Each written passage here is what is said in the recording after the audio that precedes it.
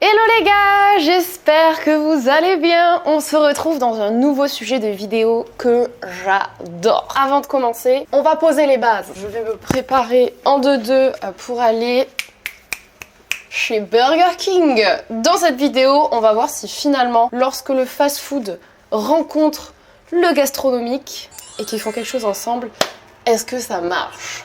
Donc déjà, avant toute chose, pourquoi je fais cette vidéo? Eh bien tout simplement parce que si vous me connaissez, vous savez que sur ma chaîne YouTube, je traite très souvent de sujets fast-food. Enfin franchement, j'ai tout fait, j'ai tout testé, j'ai même reproduit des choses maison. Enfin voilà, si jamais c'est quelque chose qui vous intéresse, n'hésitez pas à swiper un peu sur ma chaîne, vous allez trouver forcément des sujets que vous allez kiffer. Et puis, tant qu'à faire, abonnez-vous. Donc, j'ai beaucoup traité de sujets fast-food sur cette chaîne YouTube. Et si jamais vous me connaissez un peu plus, c'est quelque chose que je montre moins. Mais j'aime beaucoup tester des restos gastronomiques. C'est-à-dire que j'ai testé pas mal de restos gastro en France. Et dès que je pars en voyage, bah, écoutez, j'essaye de tester des restos gastro à l'étranger pour me faire un avis sur la gastronomie en France, la gastronomie à l'étranger. Quand je dis gastronomie, en général, j'essaie de tester des restaurants qui sont étoilés. Donc j'avais fait un 2 étoiles à Londres que j'avais pour le coup beaucoup aimé puisque c'était celui de Aston Blumenthal que j'ai découvert dans Top Chef parce que oui forcément je regarde Top Chef hein, évidemment. Et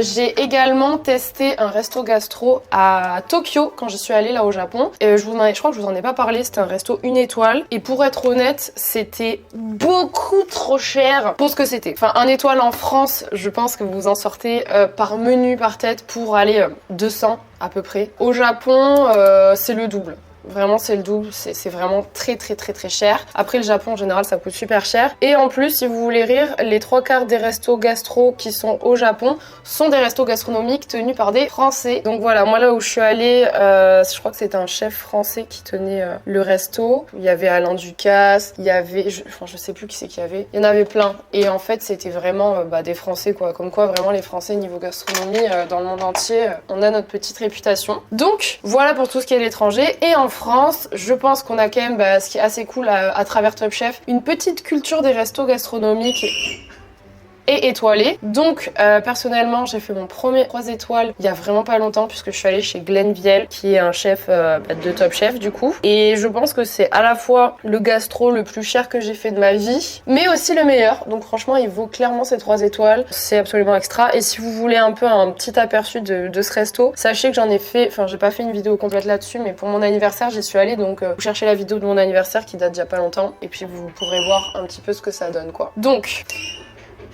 wesh, c'est en train de m'énerver là le vent.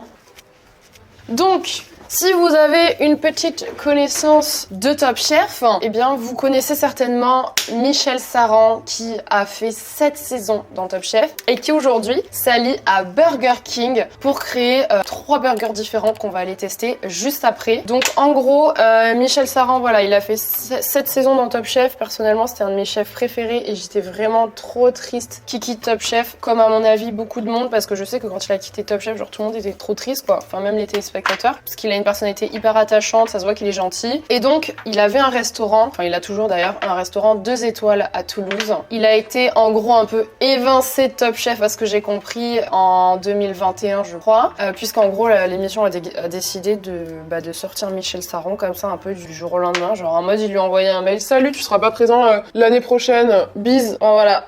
Parce que j'ai eu un peu l'impression que ça s'est passé comme ça, comme quoi le monde de la télé, même quand tu restes presque 10 ans sur un programme, et bien le jour où c'est plus ton heure, ils s'en foutent un peu je pense de la façon dont ils te le disent. Bref, il a été remplacé du coup par Glenn Viel, que j'aime également beaucoup, vraiment pas de soucis. Mais entre temps, il a fait son petit bonhomme de chemin, enfin il a continué du moins, entre les bonnes et les mauvaises nouvelles. Alors je commence par la mauvaise, c'est que du coup, lorsqu'il a été publié le guide Michelin actualisé 2023, en gros je crois qu'il lui a envoyé un mail où ils l'ont appelé genre une semaine avant pour lui dire: salut Michel, je voulais juste te dire que tu as perdu 1 étoile. Voilà, chose qui à ce que j'ai compris est quand même assez rare. Enfin voilà, ça arrive très très rarement. Et donc il est passé de 2 étoiles à 1 étoile au niveau de son restaurant qu'il possède à Toulouse. J'ai cru comprendre aussi que ça avait été un peu le coup dur pour lui, étant donné que je pense, enfin c'est même certain, quand tu perds 1 étoile, en fait t'es obligé de baisser tous tes prix, tout le standing, enfin ça a plus rien à voir. Vraiment, j'ai vraiment constaté qu'il y a quand même une très grosse différence entre les 1 étoile et les 2 étoiles, alors qu'entre les 2 et les 3, déjà on est vraiment sur un standing très très élevé. J'ai fait certains 1 étoile qui sont un peu mieux que des restos classiques que tu peux faire en gastro, mais on n'a pas tout ce qu'on a dans le 2 ou le 3 étoiles quoi. Vraiment c'est vraiment pas les mêmes menus, ça a rien à voir. Voilà, je pense que du coup c'est déjà une grosse perte d'argent. Il a aussi expliqué que c'était un coup dur pour lui, pour ses équipes, mais Michel, franchement, il se laisse pas abattre puisque il a plein de beaux projets, toujours dans la cuisine hein, évidemment. Et du coup, je vous en parlerai peut-être un peu après, mais du coup il a sorti justement cette collaboration avec Burger King. Je pense qu'il y a déjà eu des collaborations fast-food X chef étoilé. Je pense que c'est déjà arrivé. J'ai pas le souvenir de qui, mais à mon avis c'est pas nouveau. Mais donc aujourd'hui, écoutez, on va voir un petit peu ce que ça donne. Je vais aller chez Burger King, je vais tester ça et je vais vous donner mon avis sur la qualité du produit, la provenance, le prix, la com qui a été employée par Burger King pour en parler, la légitimité, enfin voilà, plein de choses. Ce sont des choses qui m'intéressent beaucoup en réalité, je pense que vous le savez, mais moi j'ai fait des études un peu dans le marketing, la com, tout ça, et j'adore m'intéresser un peu à cet univers, à ce milieu qui va permettre un peu de savoir comment bien vendre un produit, comment rendre légitime la collaboration entre 2 personnes. Voilà, c'est quelque chose que j'aime beaucoup. Donc, je vais terminer de me préparer et on va aller chez Burger King. Eh bien, les amis, nous sommes partis. J'ai enfilé une petite robe très très confort. J'aime beaucoup. Si jamais ça vous intéresse, c'est la marque de Lison Sébelin. C'est une influenceuse qui a lancé sa marque de vêtements. Elle fait que tout made in France. Et franchement, elle est trop mimi cette robe. Enfin, je suis trop à l'aise dedans. Donc voilà, let's go!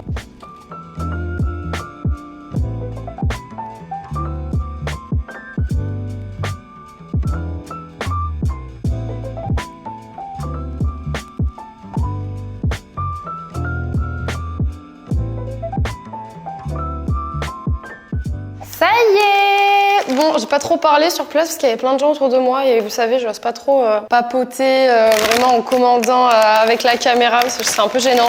Mais nous avons notre petite commande. Qu'est-ce que c'est ça? Ouais, ils font... Mais c'est super sympa ce truc. Très sympa, je vous montre juste après. Je me suis changée, j'avais vraiment trop chaud avec ma robe. Là déjà, je vais boire mon coca parce que je meurs de soif, j'en peux plus.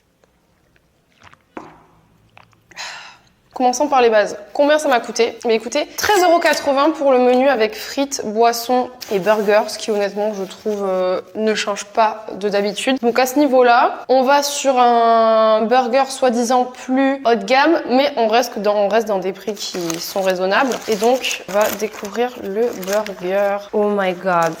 Regardez-moi ça.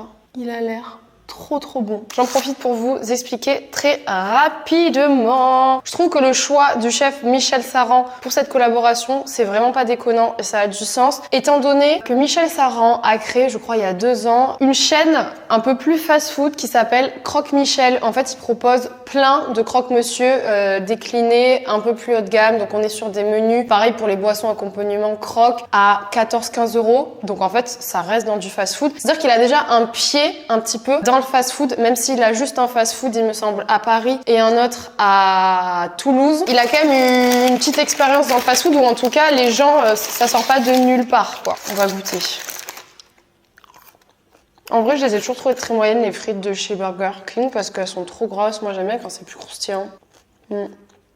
Mais en tout cas, son ancienne là, Croque Michel, j'ai l'impression que ça marche pas très bien. Enfin, en tout cas, Léo, il avait goûté parce qu'il y a une boutique du coup Croque Michel à la gare de Lyon à Paris. Et Léo, il avait testé et tous les deux, on adore Michel Saran. Et en vrai, il avait été un peu déçu. Et j'ai regardé les avis. Effectivement, c'est vraiment pas très bien noté. Je crois que c'est 3, quelque chose. Enfin, c'est pas ouf quoi. La note est pas ouf que ce soit à Toulouse ou à Paris quoi. Bof, son Croque Michel. Mais là, on va voir ça.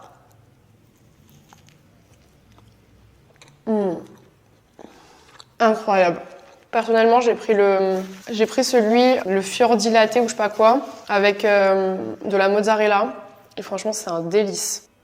Il y a sinon avec du chèvre ou poulet carrément. Incroyable.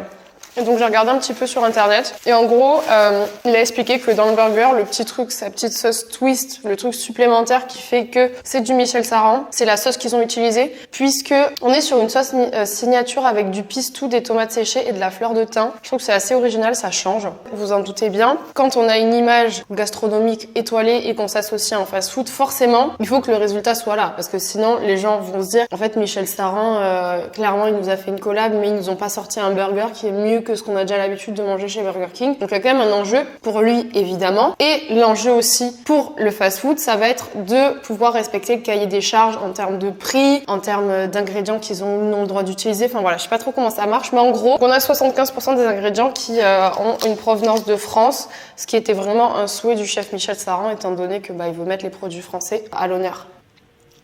Pour moi, me faire ça dans un resto, franchement, j'en serais très contente. Je le trouve vraiment très très bon. Finalement, ce concept d'allier le, entre guillemets, pas très cher au luxe, c'est quelque chose qui se fait dans tous les domaines parce qu'on peut notamment penser à la mode où on sait que H&M, ils ont déjà fait des collections avec Balmain ou encore avec d'autres grandes marques. Donc finalement, ça a tout son sens et ça marche, je pense. D'ailleurs, il est disponible jusqu'au 31 juin si jamais ça vous intéresse. Et j'ai vu que dans leur campagne publicitaire, ils mettaient beaucoup en avant le côté Michel Saran débarque dans les cuisines et il instaure la rigueur d'un restaurant étoilé aux personnes qui travaillent au sein du Burger King. Ok, Michel. Non, ici c'est chef, oui chef. Oui, chef.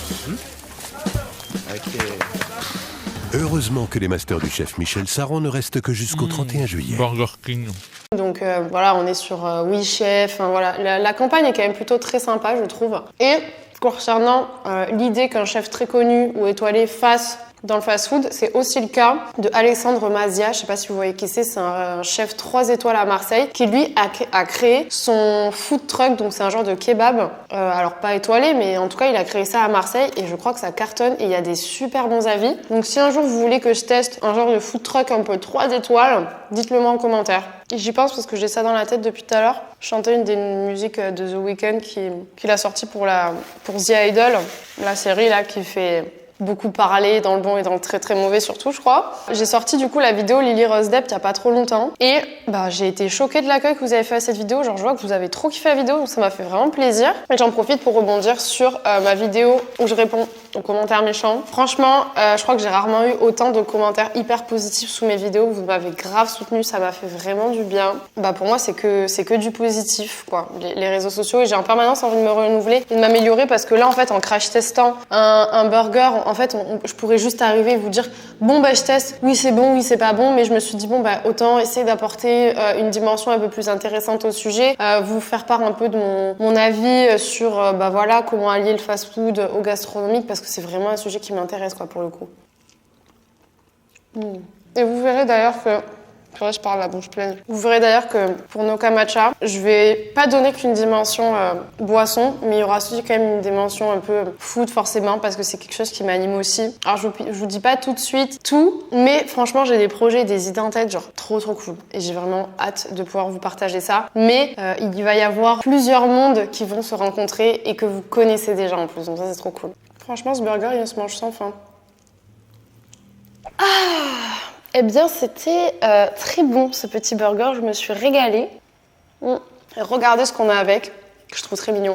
Le rince-doigt, donc dessus c'est super sympa, il y a écrit le rince-doigt du chef. Et en fait, ils ont mis comme des vocaux, comme si Michel Saran avait envoyé des messages WhatsApp ou des vocaux à Burger King. On a quand même une dimension très... ça vise un public assez jeune, quoi. Là, il n'y a pas de surprise. Alors que son restaurant, finalement, vise un public beaucoup plus aisé. Donc, ça veut aussi dire, pourquoi pas, faire connaître, entre guillemets, ça sent bon en plus, sa cuisine à, je vais dire, une population un petit peu plus jeune. En tout cas, les copains, pour moi, c'est une réussite. Le burger, je l'ai trouvé excellent. Je trouve qu'au niveau prix, c'est raisonnable. Et je trouve que la collaboration a tout son sens. Si jamais il y a des gens qui s'intéressent à tout ça un petit peu, n'hésitez pas à me donner votre avis en commentaire. En vrai, je serais très partante d'en discuter avec vous. Et pourquoi pas, à l'avenir, d'aborder une partie un peu plus communication et marketing sur certains projets, certaines marques, comme je l'ai fait ici. Si vous avez passé un bon moment, n'hésitez pas à me mettre un petit like, à me laisser un petit commentaire. Je vous invite évidemment à vous abonner et je vous dis à dimanche dans une prochaine vidéo. Ciao!